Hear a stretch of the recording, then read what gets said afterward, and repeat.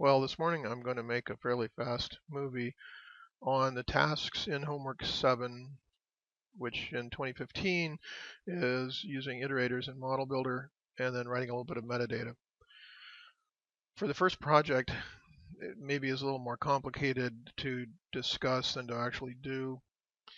We have 8-digit watersheds, which are these red outlines. We call those Huck 8s.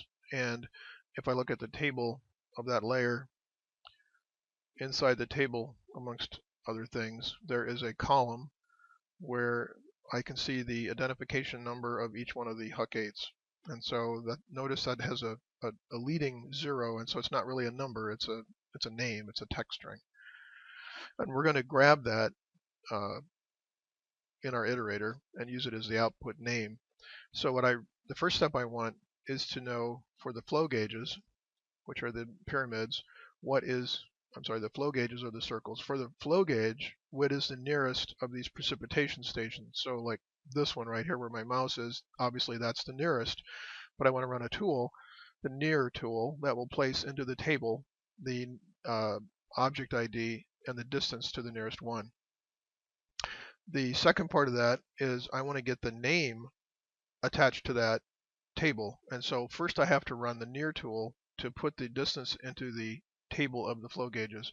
And then I have to run a join to join the name of the precipitation station from its original table into the flow gauge table. That's not using an iterator, but you can do that in Modelbuilder. So my original flow gauges, so these are USGS river flow gauge. When I run the near tool, these two columns get added, and this is the distance, and it's in meters because it's a UTM layer, and this is the nearest feature in the other layer by the feature ID. So to gauge number 1, the nearest feature is whatever is 201 in the precipitation station table. So these are my precipitation stations, and they have their names in English. That's the part that I want you to join back. You'll get these other columns also, but that's why you're doing a join, is to put this back into the flow gauge, the USGS flow gauge layer. So I did that in Modelbuilder.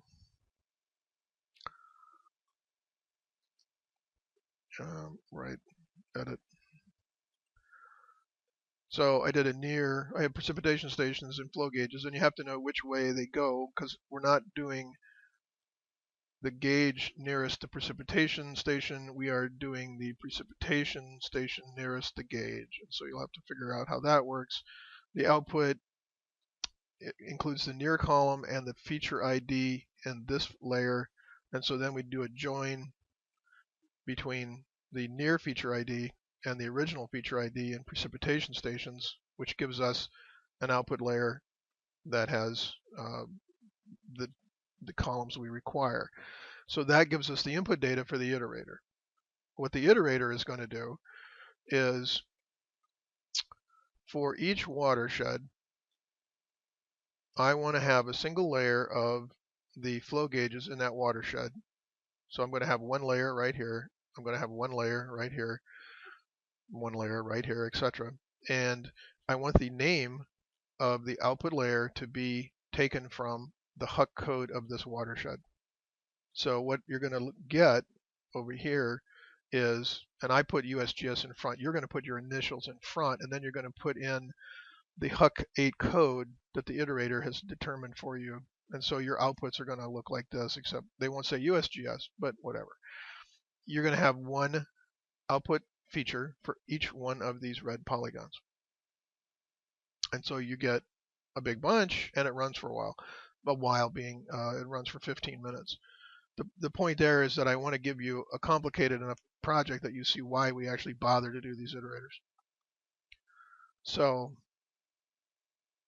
my iterator, I start with a blank model. I add my iterator. I'm going to iterate on, I right click to add an iterator if you didn't read the help. I am going to use this layer, and I'm going to pick the Huck 8 column, which then appears here. You can do this if you want. And so what you're telling it is that for each row, each polygon in this layer, grab this and set the one single row out and then go to the next one.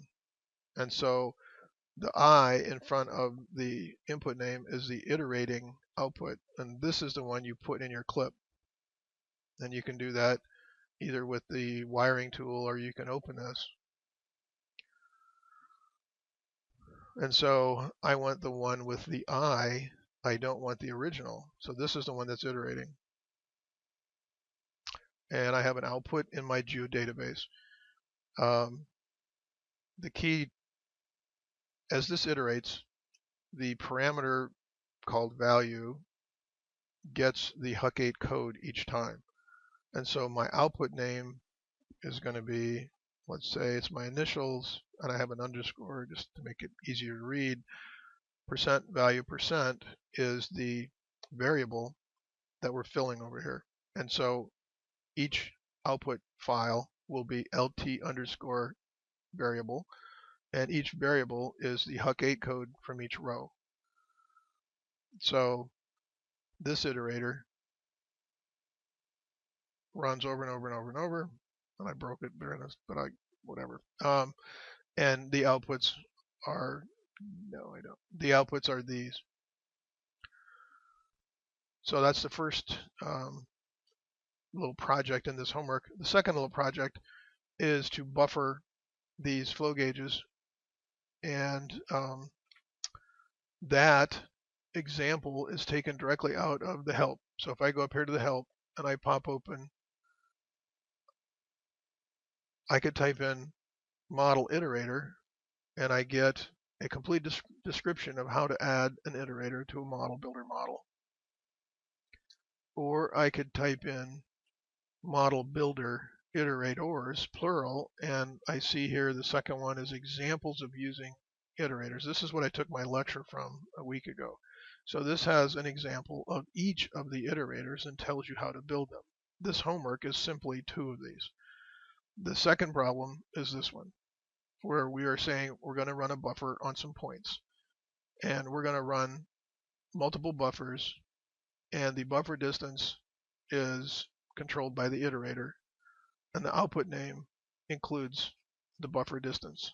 So the output name on this example is buffer and then the variable. Yours might be whatever I told you, maybe your initials and then the variable. But anyway, what you're doing is exactly this, no more, no less. You will use metric values because you have a UTM layer, and these values in this example are in feet, and you have to use the values of your projected layer. And so that's one of my take-home points. So yours won't be so clean as this. Yours will be the foot equivalents in meters. And that's fine. You can come back and relabel them when you're done. The output is not 1,000 layers. The output is 4 layers, 1 layer for each of these preset.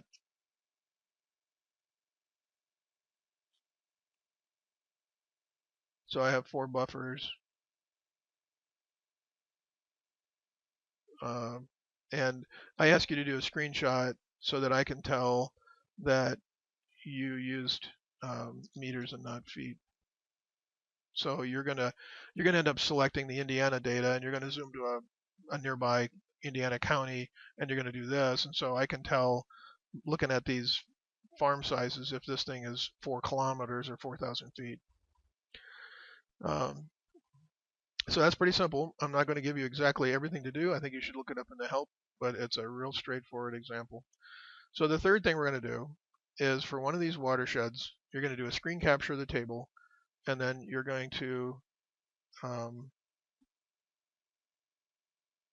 let's turn the images off.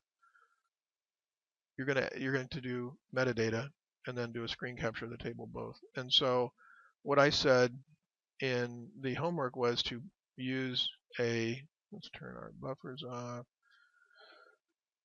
Use one with 25 flow gauges.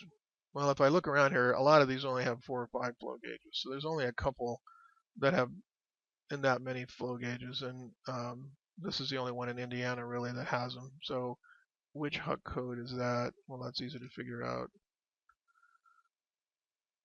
So that is 05120201. So that's the one I'll do metadata for. Come over here, 05120201. Go down some more. 5120201. All right. I can drag that over to see it. Turn it on. Okay, there we go. So I want a screen capture that shows you did the near, that you have the near and you have the station name. So there's my screen capture. I can high grade this a little bit. I said try to get some. The other thing you're going to do for that layer is you're going to do metadata. And so to get metadata, which you lectured briefly about a couple of weeks ago, I go to item description, and I can be doing this in our catalog, or I can be doing it in the catalog window of ArcMap. If I do it in our catalog, I have a few more tools to use. But for your homework, you don't need to do that. So we're going to do an edit on this metadata. And I want you to add information in these pink boxes. You're basically picking keywords, and then you're giving a summary of what this process was that you did for this homework. I want more than one sentence. You'll notice here that the modern version of this Esri metadata has live boundaries and things. So if I clip this layer in half, these would change automatically, that's wonderful. That's very appropriate. I would like you to try to do a thumbnail. You might have to read the help to figure that out. So that's a pretty simple, and that's a very rudimentary metadata. If we were to look at a much more professional level metadata, we would see good metadata might include a link to download the data. It would include who made it. It would include what are the licensing constraints, and good metadata should by all means include what do these columns mean. If you'll see many layers in your life where someone gives you, and because of the restrictions in shape files, they can only have 10 characters. Everybody abbreviates these tremendously. In a geodatabase, you can have more, and you can have a name that makes sense. But there are billions of shape files out there with really cryptic column names, and the metadata should have what each one of these attributes is, the fake name, the short name, and the alias for what it really was. However, for this homework, we're not going to do that. We're just going to write a summary and some keywords. So that takes care of homework 7. You can see it's actually a fairly light assignment. It's intended to get in and get out quickly and be able to move on to either projects or Python. Thank you.